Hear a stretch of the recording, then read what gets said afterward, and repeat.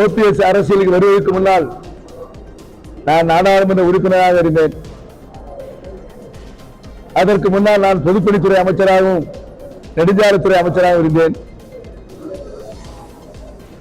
இவர் இந்த கட்சிக்கு வந்த பிறகு, இவர் மந்திரி பதவி ஏற்ற பிறகு 2001 அம்மா பதவி இழந்தார்கள். 2011 இவர் மீண்டும் பொதுப்பணித்துறை அமைச்சர் அம்மா பதவியை இழந்தார்கள். 2016 இவர் பதவியேற்றார், அம்மா இறந்து போனார்கள். அப்பேற்பட்ட ராசிக்கு சொந்தக்காரர் தான் ஓபிஎஸ். என்ன அருமையான ராசி பாருங்க. இவர் தர்ம யுத்தம் என்று ஆரம்பித்து அந்த குடும்பத்துக்கு எதிராக ஊர் ஊராக சென்றார்.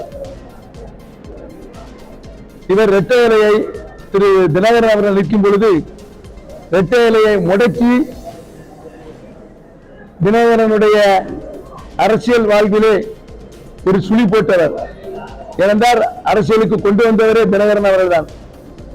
இரட்டை இலையை முடக்கியதிலே நம்பர் 1 ஓபிஎஸ் முதல் தடவை ஆர்கே நகர் எலெக்ஷன்ல. இரண்டாவது தடவை எடப்பாடி முதலமைச்சர் ஆகக்கூடாது என்ற ஒரே நோக்கத்துடன் திமுக சேர்ந்து இரட்டை இலைக்கு எதிராக சட்டமன்றத்தில் வாக்குகளை அளித்தார். மீண்டும் இணைந்தார், எங்கேயோ போய்விட்டார்.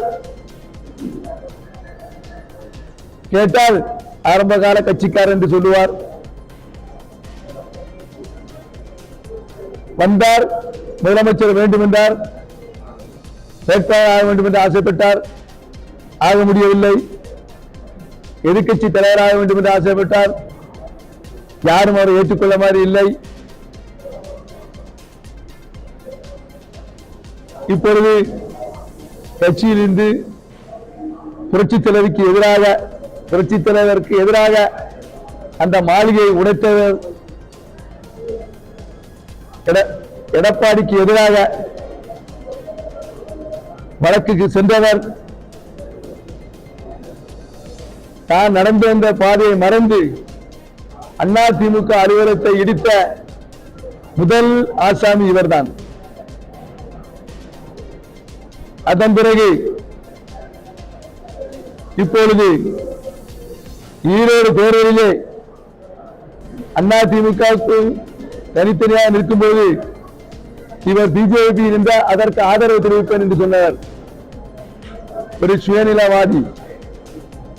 இவர் அமைச்சர், இவர் தம்பி பெரியகுளம் சேர்மன், பையன் நாடாளுமன்ற உறுப்பினர், இவருடைய சம்பந்தி அடிஷனல் அட்வொகேட் ஜெனரல். நான் 2001 அமைச்சரானேன். என் மீது ஊழல் வழக்கு கிடையாது. என்னுடைய சொத்து நிலை ஏதோ அதே நிலைதான். ஓபிஎஸ் மீது ஊழல் வழக்கு போடப்பட்டது கருணாநிதி ஆட்சி காலத்தில். அந்த வழக்கில் தன்னை விடுவித்துக் கொண்டார். இப்பொழுது நீதிபதி அவர்கள் திரு வெங்கடேஷ் அவர்கள் உண்மைக்கு புறம்பாக நீதிமன்றத்தில் சில கருத்துக்களை வெளிப்படையாக வெங்கடேஷ் அவர்கள் சொல்லியிருக்கார்கள். இது போன்ற அரசியல்வாதிகள் இருந்தால் இந்த நாட்டுக்கு கெடுதல் என்று சொல்லியிருக்கிறார். அப்பேற்பட்ட ஓபிஎஸ் இப்பொழுது பேட்டி கட்ட முடியவில்லை. இதை நாங்கள் சொல்லவில்லை, கோர்ட்டு சொல்லியிருக்கிறது. கொடி வைக்க முடியவில்லை. இதை அவர் சொல்லுவதற்கு காரணம் இருக்கிறது. மந்திரி பொறுப்பு எப்போது தின்றோம்? நான் ஒரு காலத்திலே ஒரு முந்திரி பொறுப்பு எப்போது தின்னோம்? ஒரு காலத்திலே டிடிவி நானும் இந்த கட்சியின் இயக்கத்தில் இருக்கும் பொழுது இவர் எங்கள் முன்னால் கை கட்டி நிற்பார்.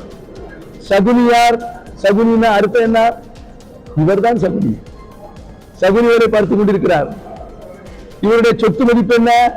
2001க்கு முன்னால் கலவாசத்துடைய சொத்து மதிப்பு 2001 முன்னால் என்ன? அதே சொத்து, அதே வீடு தான் இருக்கிறது. உண்மையான வழக்கு பாய்கிறது.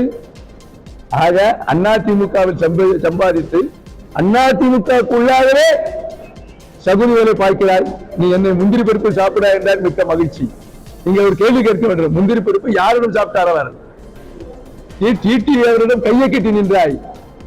யார் உன்னை முதலமைச்சராக்கினாரோ அந்த குடும்பத்துக்கு எதிராக நீ போய் அம்மாவுடைய சமாதியில் இருந்தாய். யார் எதிரி வழக்கு போட்டாயோ, யார் பொதுச் செயலாளர் நீயே ஆக்கினாயோ அவருக்கு எதிராக நீ கட்சியினுடைய தலைமையை ஏற்றுக்கொள்கிறாய். துரோகி நம்பர் 1 OPS. நன்றி, வணக்கம்.